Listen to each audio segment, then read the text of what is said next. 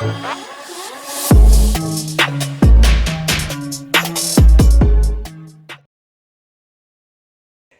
right, who do we have here with us today? The man Uh, behind the camera, sometimes in front of the camera as well. The one and only Ram Subramanian. Hi, Ram. Hi, How's it going? Ritwich. What's happening? Good, yeah. Nothing much. Enjoying easy Saturday. What Oh, about you? nice. I was very excited to talk to you today, and most of my day went on consuming what all you have created, all the content that you had created. And I am like, before beginning this podcast, I would genuinely want to thank you for all the work that you are doing, especially in the activism space. And I share a lot of your ideologies about India and Pakistan and about peace. So great work, yeah. And thank you so much for doing all of that. So I'll Thank do a you. quick introduction. So Ah, you are a filmmaker, an ad filmmaker, and a writer, yeah, director, and an executive producer, and you are also an activist. So you started your production house, which goes by the name Handloom Picture Company, and I think it yeah. went on to create some of the most memorable ads. So I remember watching the OLX ad. The song of that ad especially was really cool. So that's there. And then Thank you. you also run a Facebook page which goes by the name Voice of Ram, and it has got around Yeah, 3.4 lakh followers right now. So essentially yeah. you are a storyteller. So I would love to know the story of this storyteller. So what I'll do is, when you start with your story, um, I'll keep on interrupting you here and there, and we can then try to dig deeper into the processes that of all the things that you have done. So over to you, Ram. Okay. Please tell us your story. Okay. So basically, it's not a very long story. I'll just keep it as simple as possible because I don't know uh, which part of it is exciting or which part of it is not. Because it's like I'm living it. So for me, it's like a very sometimes it's just a lot of boring stuff going on. The only thing I would like to correct in the introduction is that I'm not an activist. I used to call myself an activist for a brief while, then I kind of realized that in India, if you're a citizen, if you have to be, like I said, what is it that you need to do to be a decent citizen of this country? Mhm. And I equated that idea of citizenship with being someone who's conscious of what is happening around you, and at the same time, like for instance, to be a resident of a house, it just means you Mhm. have to clean up your house every now and then. So Right. for me, citizenship also means that you have to do something to make sure that your country that you live in is getting better. If you keep saying like my country is excellent, it's brilliant, then there's something absolutely wrong. Means unless we're living in a country which is paradise, there is always going to be work. There's always going to be cobwebs in the corner. There'll always be issues to stuff to deal with. So the best way to be a citizen is to keep raising your voice and saying, at least this is dirty, that is dirty, this needs to be cleaned up, that needs to be cleaned up. So if that is my idea of citizenship, but if you call it activism, then there is also a problem. So it's an unfortunate reality that in India, if you just have a voice, you're an activist, whereas in most Western countries, if you have a voice, you are just a citizen. You're like a regular citizen, and I've seen that happen with many things. So as far as my story goes, it's fairly simple. All I did was I started a production house, and I kind of realized how much corruption I had to deal with, and it made me in my industry.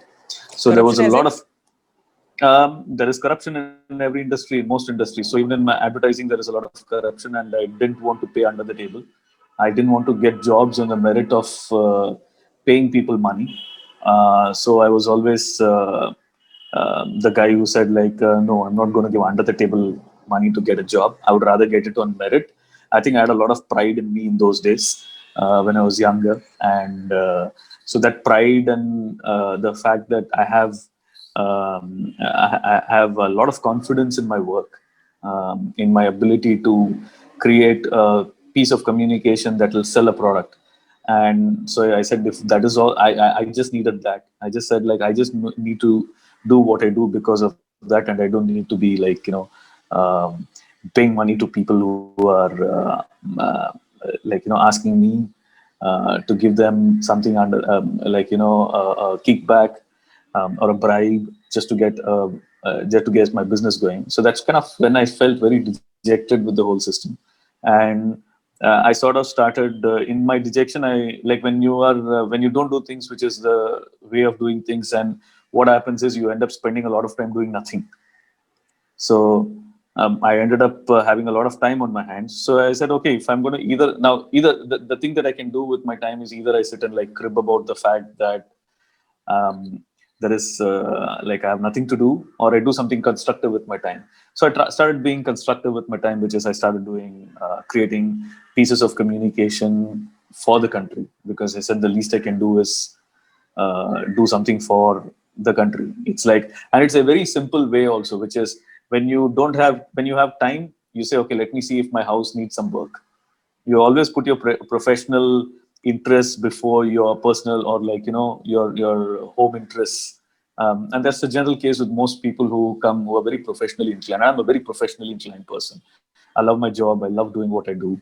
So when I suddenly didn't have things to do, I said, looked around and I said, shit, man, we're in a very shitty country here, so might as well get down and do something for this country. So I started like talking about things. And the more you speak, the more you spend time on a subject, the more you understand the subject. Right. So, and that's exactly what happened. So the more I thought about the country, the more I understood the country, the more I understood the country, the more I spoke about the country, the more I spoke about the country, the more I thought about the country. So it's a cyclical process which got me into making my first film, which was Mute. So I made that film because I wanted to show the advertising world that I'm a very good advertising director, that I'm a very good filmmaker. That was like it was, and if I look back at it, and I think about it also today, it's a very clever idea. It's a guy who's like speaking in sign language, and then at the end of the film, I don't know if you've seen the film. Yeah, yeah, I have. I So have. yeah, so it's like at the end of the day, it's a bit of a clever idea, because it's a guy speaking in sign language, and then you finally say like, oh, I'm mute because I don't have a voice because I did not vote.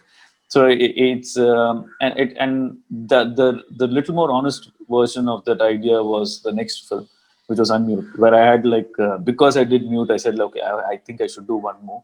And somehow the second film happened. There was no plan for the second one. The second one led me to the third one, which is Pause, which is about Indo-Pak peace. So that's where I asked this question about Indo-Pak peace. I said, like, why are we having an issue and between India and Pakistan? And so that became the third film. From then on, I went on to I got into many zones, which was like I got into being a political volunteer for Ram Aadmi Party, because it made sense to me. They were fighting against corruption, and I was fighting against corruption in my own way. And I said, oh, okay, there's somebody else who understands what I'm going through. Let me just go over there and see if I can make myself useful, and see if I can do something. So I went and I fought against corruption over there.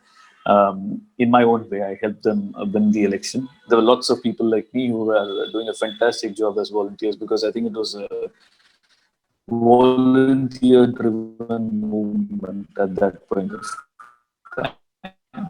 So slowly, like, from other things, I learned more about how we exist here, all of that. And yeah, so everything was an expression. And if I wanted to say something, I said, okay, I'll say it in the most artistic way possible.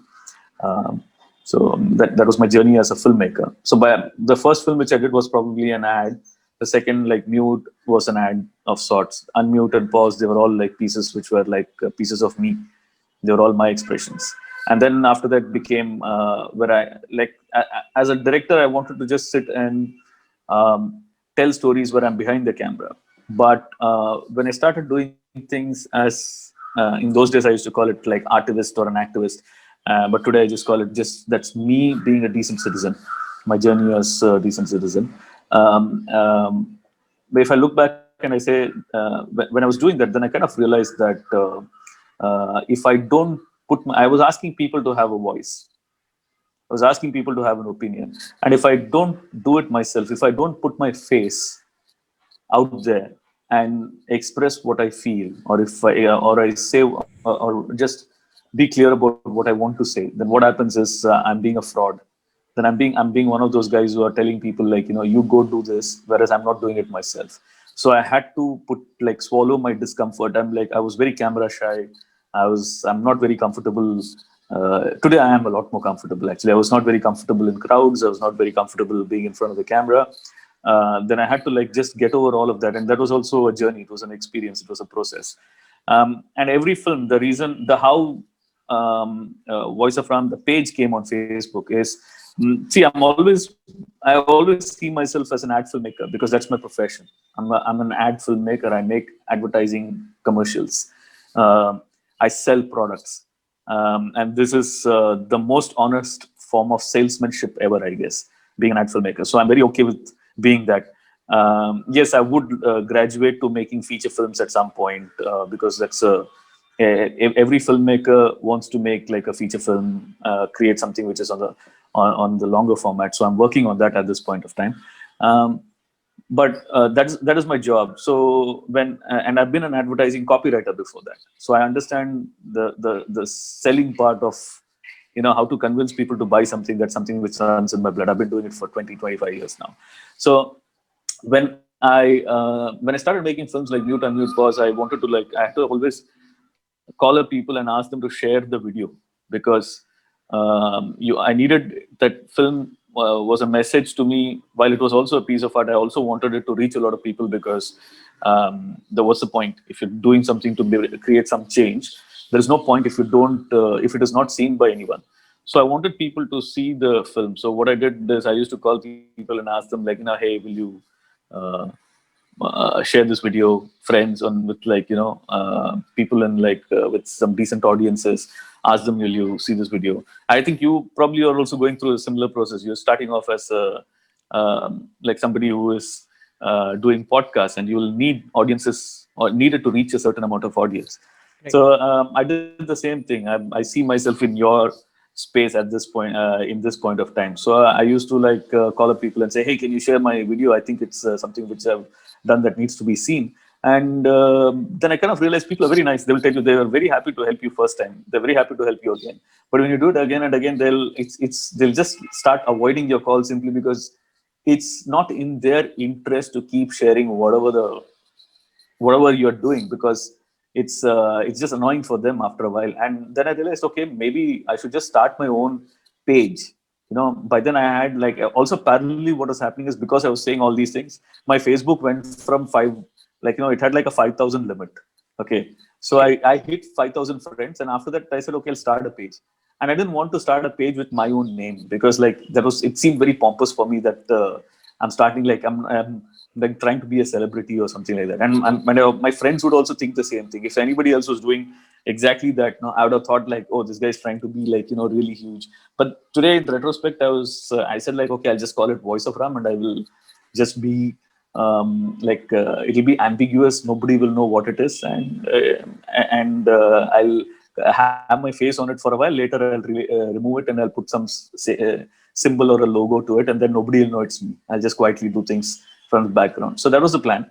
And Voice of Ram happened as a page at that point of time, where I started doing more and more over there. And the more I did as an citizen who people thought I'm more interested in activism, and I'm not interested in doing advertising. So then came a point when I said, okay, I'm going to shut all these things, and I'm going to keep it only to, maybe I'll just tweet about whatever I'm feeling for a while, and after that I'll stop. I will not do anything in terms of, because producing films is a very expensive and painful process.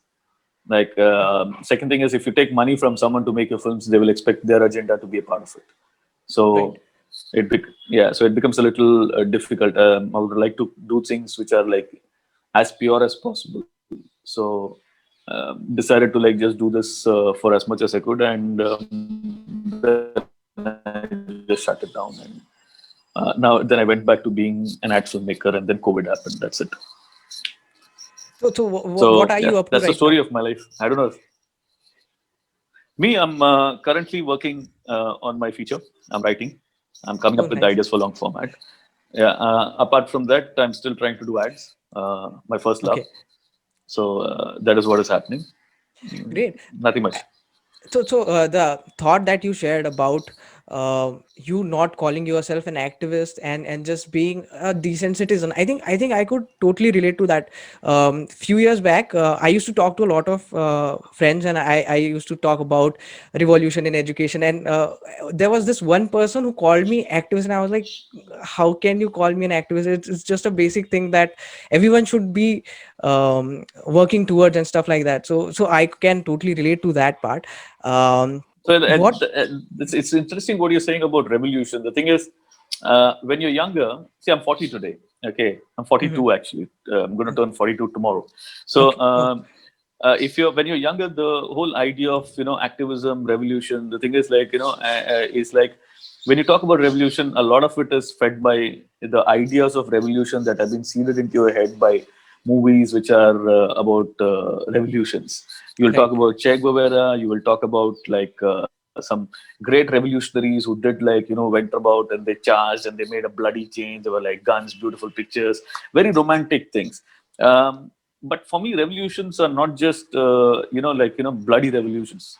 Mhm. They're not revolutions where you need to go fight, spill blood, and do things and like subvert the paradigm. All of that shit happens. It's as simple as for me, the greatest revolution I've seen unfold in front of my life was the mobile phone revolution in India. Today Mhm. every guy has a mobile phone. Right. The internet revolution. I mean, when I was in Correct. 90s, there was no such thing as the internet. Suddenly by 97, 98, there were internets in college. There were cyber cafes. And then by 2000s, everybody had like a mobile phone. 2020, every guy has a mobile phone and is connected to the internet also. Now, is it a revolution? Of course, it's a revolution. Of But course. it took so slow. It was it just crept into our life. It did it so slowly, so smoothly. So there were no jerks in the revolution. There was Correct. Right. no Mhm. there was no like sudden change which was necessary. And I had this it's very interesting story. I mean, because we all look at leadership as political leadership. Okay, a lot of times it can also be business leaders who bring in change. And so this was an interesting thing which happened when I'd gone to Bangalore once for a shave. Okay, I'd gone For to a Bangalore. I'd gone to Bangalore once, like in my uh-huh. home is in Bangalore. So Okay. I'd gone to the nearby barber for a shave, Okay. like to Right. shave my head. I was just too lazy to do it like myself. And generally, I was sitting and talking to him, asking like, "So where are you from?" He said like, "I'm from UP." I said, "That's really far. Why are you doing? What are you here doing for?" I said, "Yeah, I came here for work." And then and I was very interested in politics. So and at that point of time, I always ask people like, "So who is the CM of your place? Who's the what is happening? So what do you like his work? What work is he doing?" Because the best way to do, is like to know what is happening in the country is to ask people from different parts of the state. So I asked him, "So what do you think about what is happening?" He said like, "Which leader do you like?" So I expected him to say something like either Modi or like Yogi Adityanath or any of the names which we. He said, "I like Mukesh Ambani." I was shocked. I was like, "What do you mean Mukesh Ambani?" He said like, "See, I couldn't talk to my family before. Every time I had to make a call, it was very expensive. But now, if I can call, I don't think about how much money I have or I don't have. So for me, that is great. He's made a big difference in my life. So he's a good leader for me." I said that made a lot of sense, which is why I bring you this mobile phone example of what a revolution can be also. Um, so when you're younger, you have like different notions of a revolution and activism and citizenship. But as you grow older, you realize that you can be a good citizen in many ways. Definitely. Smoother is Definitely. I better. think. I think you yourself is a great example for that. I mean, you are revolutionizing or bringing about a change in your own way through your art form, and I think that's great. So you could be in anything, but then you can still do good for people. So I think I completely agree upon that. Um, Yeah. so could you just like help me understand the process of making an ad film, a successful one or a good one? So the process of making an ad film depends entirely on. See, it starts with the script. Okay. Okay. Mhm. Now, if you have to create an ad for say a brand, now there are many kinds of advertising. Like if you say an ad film, what is that ad film for? Is it for the internet? Is it for television? You need to understand which audience you're talking to, Right. what kind of audience you're talking to. And like for instance, it could be a product depending on the product. Now, if it is a pair of jeans, if it is a bike, if it is or is it like a feminine product like a face cream. Now, these are all different products. So you need to understand your audience very well in terms of what is it that they will like, what is it that Okay. they're looking for, and then you'll have to tailor an ad which is for that audience. What is it that you will tell them to that will make them like the brand that you're selling them or the product that you're selling them? Okay. How will you tell them that? It's like when you are going out, if you want to propose to a girl, you want to tell her that you love her. You're not just going to walk up to her and say, hey, I love you. You're going to take some time. You're going to like woo her. You're going to tell her, hey, this is me. This is who I am. And this, you'll set up the mood, which is like you'll play the right music for her. You'll make sure that there are candles, and you're not going to take her to some toilet and say, hi, will you be with me? I mean, she's going to say, this place stinks. You stink, power. You know, you're gonna light some candles, you're gonna like have some champagne, you're gonna have some flowers, you're gonna have some chocolates, things that she likes. If she doesn't like chocolates, you're gonna make sure that there's something that she likes. Create the ambience and then tell her, listen, would you like to spend some time with me? And every ad has to be is a proposal. You have to woo your audience. You have to make your audience like you, look at you, and then be interested in you, and think you have the personality that is matching their personality, like you, um, and then say yes to you, and then remember you the next morning, and then go and buy you. So this has to be done in 30 seconds or 20 seconds. Now, this is Yeah. the process which you have to go through with every ad film. So while this is the overarching concept, the nuts and bolts of it is very specific to the job in front of you. Mm-hmm. So So, it'll, so if you, yeah. yeah. So I was asking, like, you might have some perspective on some certain type of products, but you might not have that kind of a perspective for all the products. But still, you must be managing to make some very appealing ads for that product. So how do you ensure that the research part happens for every single product, and you still nail it for every single product? Okay, so now if you ask me, will do I have perspective for many products? Actually, no. I might have zero perspective for any product. Okay. The only perspective I have is for the products that I use. Hmm. So as a thumb rule, and even if it is a perspective for a product that I use, it is my personal perspective. So I'll have to learn. I have to get that perspective for what is it that product for, who is the person who is using it, and it's again a science. It's a bit of an art. Okay. So, So like, it's like, how would you go about it? What would your approach be? Let's say, why don't we do a thing? Why don't you pick a product and uh, create an ad out of that product for that product? If you could walk us so through the entire process, then that will be great. no, I wouldn't go like I wouldn't say, okay, let's pick up a product and create an ad for that product at this point of time, because now those are things which depend again heavily on the amount of what is it that you're selling, who you're selling to, what is it priced at. So there are Okay. multiple. What is the previous communication that was done for it? What do people already know about it? What is it that you want them to know about it? So these are all like very detailed stuff. Hmm. As a sudden, like, I just want to create something and tell you, is like it will work. You will think it is fantastic, but then my peers will look at it and then they will smile. They will say, like, it is such a simplistic way of doing something. It's like asking a chef, like, what do you think about food? Can you give me a recipe and take me, so that you explain to me what cooking beautiful dishes is like. It doesn't work like that. He will Okay. just tell you, Okay. like, it's like I've spent 20 years and I still don't know anything about it. It's like I'm a student every time I do something, which Okay. is what is the exciting part of this job. Like, I feel like a student every time I do something, which is what keeps me going about it. So it's about filmmaking also. It's like Hmm. because I'm an ad filmmaker, so 90% of what I do is filmmaking, Hmm. or like 50% of what I do is filmmaking. But you never know where's the percentage like, because sometimes it's Even that varies depending on the job, how much of filmmaking and how much of non-filmmaking part is there to it. So like I said, it's so ambiguous, and I can't just put like, I can't give you Mhm. like exact specifics without any concrete foundation for it. Then I'm just Okay. talking in the air, and it will make no sense to guy who knows something about it. Mhm. Cool. Fair enough. So but then I'm sure there must be a couple of elements that make a film successful or to just bomb. So what would those elements would be, and how do you manage to uh, you know nail those, or is it still again So depending upon what the kind of product yeah, is? it no, these elements again depend on your it's like what is it that you would tell a girl that to go out with you. Okay, Okay. depends on the time of the day. Okay, you want to ask her to go out with you for lunch, or you want her to go out to ask her to go out with you for dinner. Which place? How much money do you have? You know, Mhm.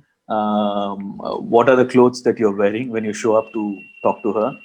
You know, and how is she looking when you show up and talk to her? So it's like as varied as that. You can't go Okay. with because and imagine you are one of those 300 guys who want to talk to that girl, Right. because that's what an ad is. Mhm. There are 300 of you trying, 300 people trying to get the attention of one girl. Assume 300 guys getting the Right. attention of one girl. She's ignoring all of them, and you have to be the one she looks at and she says, okay, I think I like you, I'm going to buy your product. So it's again very varied. How do you do that? So you have to also beat 300 other people. So you Tough have to know job. who your competition is. It is. It is. It's like a lot of like filmmaking is, for me. I find filmmaking easier because I've not done it yet. While it has got its own battles, it's tougher in its own ways. Mhm.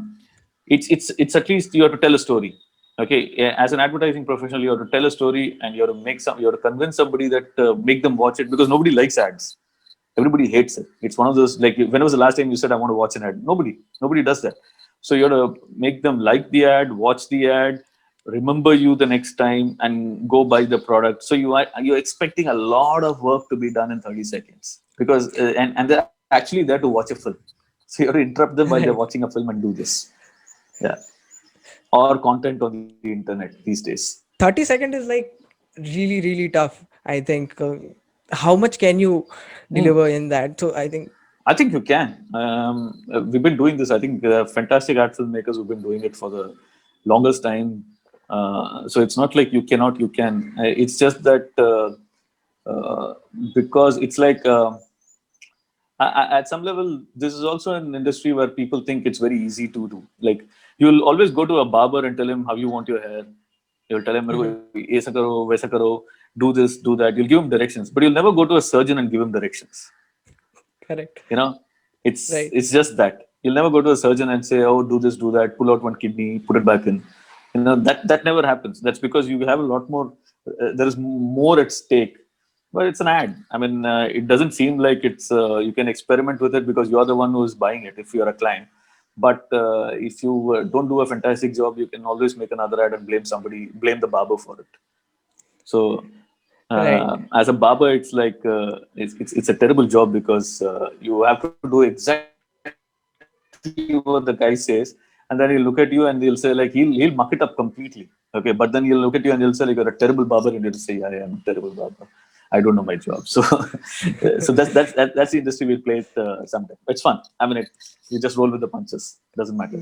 Great, great. So like, how did you get your first set of? Before that, like, how should one go about starting an ad agency or a production house in 2021, for example, in today's world? Oh, in today's world, it's very difficult. If you're a small agency, it's very easy because I think clients are shifting from big agencies to small agencies. Oh, There is like a huge exodus because what happened is, like, the big agency model seems to be collapsing at this point of time. A lot of small agencies are coming up. I think a digital shop is a very good space to be in. If you create content for the client, it's like, I think clients are very happy to have, if you have an audience and if you have content which people are watching, You can slip in a sales pitch every now and then. And if it works, you're in a good spot. You'll have more clients coming and saying, "Hey, whatever you're doing is working for these, and these people. I want it to work for me also." Then you can say, "Hey, but you pay me so much." They'll say, "Okay," and they'll pay you for it, and then do it. So I think a lot of advertising has also moved into advertising and audience. Like, it's not just audience. You become a creator more than an advertising. A lot of advertisers are creators today, like Okay. influencers, creators. They're all at some level. All that whole model is like a very advertising model. They are Okay. influencers, but they create ads for clients. Like, Right. you're creating content, and you want, like, the only way the content you can keep doing this as a job is if you have advertising, or if you have people paying for what you're doing Right. Right. Right. to watch your show. Either you Correct. get people to pay to watch your show, or you get ads to do that. Otherwise, there has to be money coming in, some transaction happening. Otherwise, you are going to be non. It's not going to be a job which you are making money off. It'll just be something Right. that you're passionate about. And then might Yeah. not be So able to sustain that as well. yes. So the starting point is you need to have passion for it. Whatever, if Definitely. you're like if you don't have passion for it, then you're in the wrong business, because this is one of those jobs where you have to be very passionate about. Now there are many kinds of ad agencies. You can be like a digital ad agency. You can be like an influencer ad agency. You can be like mainline ad agency, which is for, like, television and outdoor and print, and some of it is dying mediums actually. So these are the kind of spaces that you can agencies that you can look at, and then say, Mhm. okay, this is the kind of stuff that I enjoy doing. Or you can be a production house. Now, there are many kinds of production houses, which is like advertising production house. Then you have production houses which are creating long format, and then you have production houses which are doing um, features. So these are the spaces that you can also get into. Okay, okay. What I've realized is that starting something and getting your first set of customers, that's the toughest part. And especially I think in the ad space, once you have enough customers coming in, and then that word of mouth starts kicking in, and then you start getting more clients. But the first set of clients, how do you convince them that that they should believe in you and your work, and that they should pay you for making that ad? So who's this for? Is this for, like, there are many kind of again, if you're like, are you planning on starting an advertising agency? It's like, or are you asking on the behalf of people who will be starting an ad agency? Because if there are guys who are starting an ad agency, they understand this even more. Most of them start an ad agency with a client. They'll have Okay. at least one or two clients, or Mhm. like a few clients, which will give them enough comfort to say, hey, I can sustain a business. Right, right. So Um, once they have those few clients, then they'll say, okay, otherwise they're freelancers. Correct. So how did you learn to make ad films? What was the process of learning? So in my case, it's I was a copywriter. I was a creative director in an agency, Mhm. and I had a client called Neo Sports. So the client did, in those days. This is like, I think I'm talking about 2007 or something like that. So he and it's a channel. So they wanted to do a lot of films, a lot of either ads, or, like, you can call them idents, like, channel idents. Like, Mhm. on, if you're watching MTV or any channel you watch, there's something which will come about the channel, an ad for the channel in the channel. So he wanted to create like some 60, 70 of them. So and this was a cricket channel where there were lots of cricket matches were coming. Like, they had a lot of cricket tournaments which was on their channel. Okay. So we had to create ads for it, and then I was creating some of the ads. Then he said, like, can you also create other items? I said, happy to. So I ended up doing some 60 ads. The last 20 I ended up directing, because they said, Acha. like, this is too expensive to get directors from outside one to direct it. I said, I've never done it, but yeah, I'll do it. So that's how I became a director. The first day I went and called action, cut. I realized that I can do this, because I was doing backseat direction for a while. Then I realized Okay. that as a writer, I'm seeing the film in my head. Whatever Mhm. I write, I'm a visual person. So whatever I'm thinking, I'm visualizing it. So I was visualizing what I was writing, and all I had to do was translate that visualization into actual film. So Okay.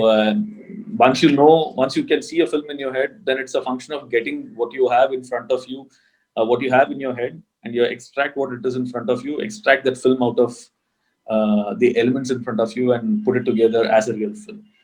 and it has to be as close as to the one that you have in your imagination. So that was the process. Initially, that process was a little tedious because the technicalities come into play. So after a few couple of years in the business, then you understand the technicalities better, and then you also like learn that with the technicalities you can make better films. So you learn more and you keep learning more, and you grow as a filmmaker. Okay, So so that's so how I started off yeah. being a filmmaker.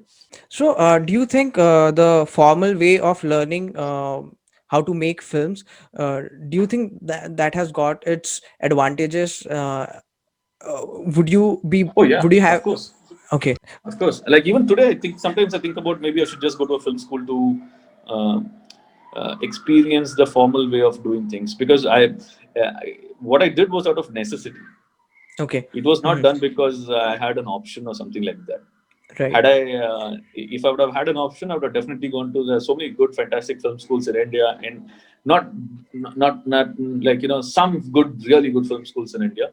A lot of fantastic ones abroad, depending on what kind of films you want to make, and but the best way to make films is to also see films, watch a lot of them, and Hmm. watch a lot of them as and try to watch them as somebody who's going to be in the profession and not just someone who's going to be in the audience all your life.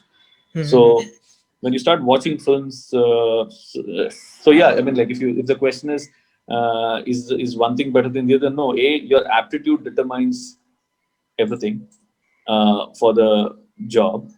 Second thing is if you want to watch, if you want to like make a film, go watch, go to a school. If you're young and if you have the money and if you have the time, invest in a good school and go watch filmmaking, go learn filmmaking from masters who have actually.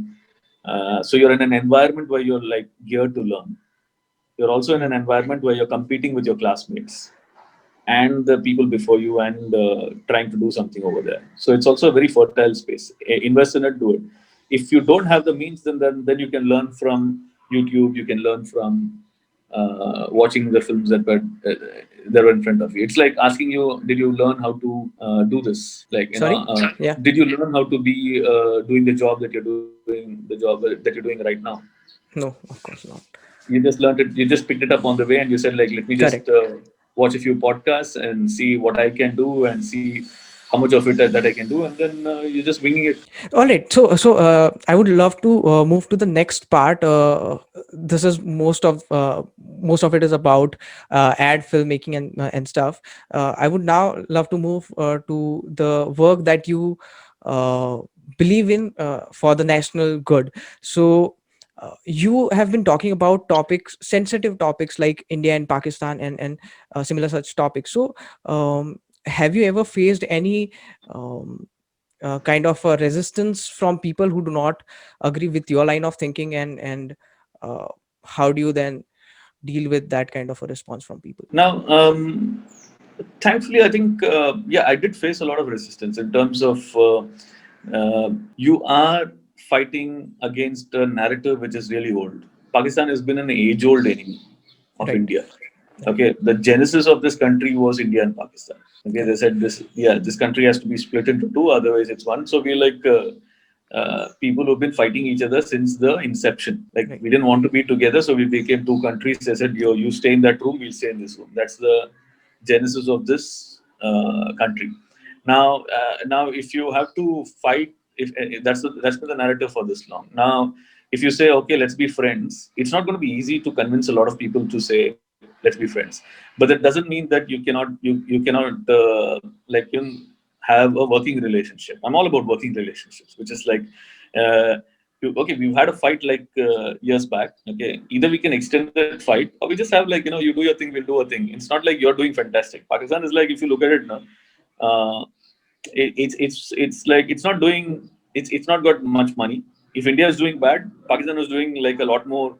They're in a worse shape than we are in. Mhm. Okay, so they don't have much money. They don't have much like people don't have much future. Their like options are more limited than our options.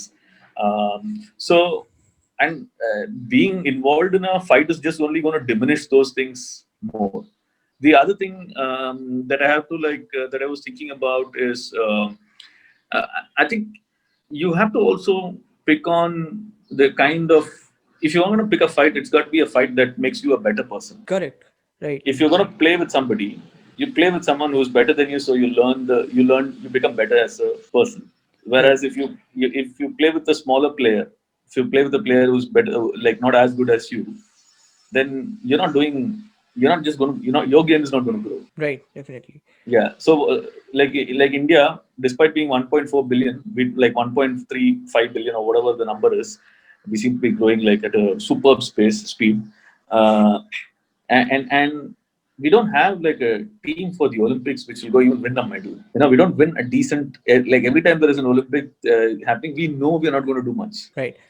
And that's very shameful. But when you look at China, a neighboring country, okay, they go and like they kill it and they come back. Right. Why is it Right. that like it's just that we are so petty? Like all our games are petty, all our fights are petty. So we're like, oh, okay, let's just go and like get like some four, like try our best and come back. We're not even interested. There's no pride. There's no. We keep talking about nationalistic pride and all. That's all bullshit. We don't have. We get whooped and we come back from the Olympics.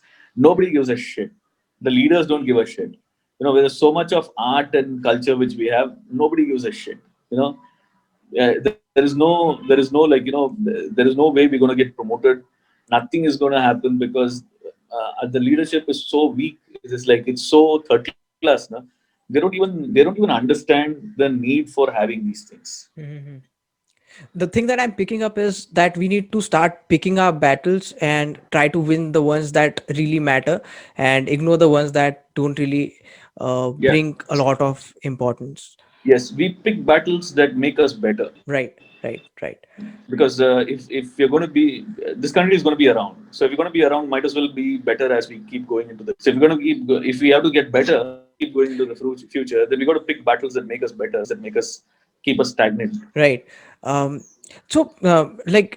when you were at it, or while you are at it, have you ever felt uncomfortable or vulnerable or second thought, or doubted your decisions and your actions? No, there's only one point where I felt that, but mostly I don't generally feel that because as long as you feel you're doing the right thing, it's fine. Like if you think you're doing something which is correct, then I don't think you should have any, you know, you should feel like, oh, I'm doing something wrong. It's only when you feel that you're doing something wrong, that's when the problem begins. Then you're Right. in conflict with yourself, and your conflict is there for anyone to exploit it. So it's like if you think you're doing the right thing, you'll never feel vulnerable or like yeah, you'll have resistance. You'll have people who are against you. You'll have people who think you're doing the wrong thing.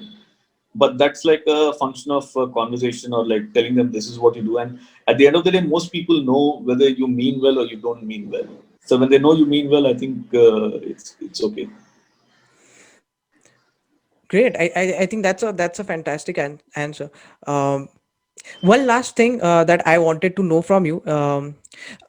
Education system, or the education scene is a little special for me because Okay. I had quit my formal education post 12th grade, and um, so I did not like the system very much, but I am also trying to get other people's opinions or perspectives on the system. So in my opinion it needs a big reform, but do you think the education is serving its purpose well? Do you think that it served its purpose well for you as a filmmaker? And if you think it did not serve its purpose, then how would you build it from scratch? So this interesting space because I hear you when you said quit.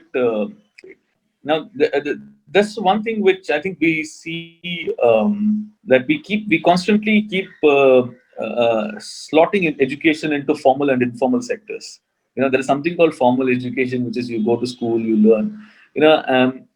That education which you get from schools where you go, where you learn, and you learn physics, you learn science, and most kids don't understand what they're learning and why they're learning it. They Right. just go there and they're studying something. Okay, now that is they say like I understand why you learn like ABCD. Then you understand that because you need to learn how to read and write. Once you Of learn how course. to read and write, you learn mathematics. Okay, you need mathematics. You need your basic mathematics, which is to do this, like addition, subtraction, to handle the money in your wallet, to understand that. Then you will have to then you will after that you learn something like Pythagoras theorem. You never use that in your life After that, you Right. are constantly wondering, what am I going to do with this theorem? You learn geography, you learn history, which makes sense. At least it gives you some perspective. At that point of time, it seems very boring, but then you say, then later you realize, oh yeah, yeah, it actually makes a lot of sense to learn the geography. Then but then to the guy who is in the mathematical field, that mathematics makes a lot of sense. Correct. To the guy who is there in the in like say a filmmaker, the geography makes sense for you. The geography makes sense. The history makes sense because it gives you conversation. The art makes sense when you learn art. It makes sense because it gives you depth as a human being. You understand what emotion is. You understand what culture is. You understand perspectives because it's not your own perspective that becomes important. The other person's perspective, other people's perspective becomes important, and you learn to appreciate and understand it once you understand art and poetry and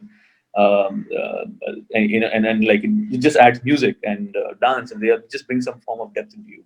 Now, do does education need reform? I think education needs money to hire fantastic teacher. The only way you reform education is by reforming, giving importance to. If you don't give importance to teachers, then the quality of education, no matter what you do with the syllabus, is not going to change anything. There's something called state schools and private schools. It's the quality of teachers that make the difference. Correct. I completely agree. Especially, I think Finland is doing really great in education, and they have some of the best teachers in the world. So I think I can completely relate and understand your point. Um, Well, I would like to add another thing. There's also the internet, which teaches you so much. We are all my generation was the internet generation. We learned a lot from the internet.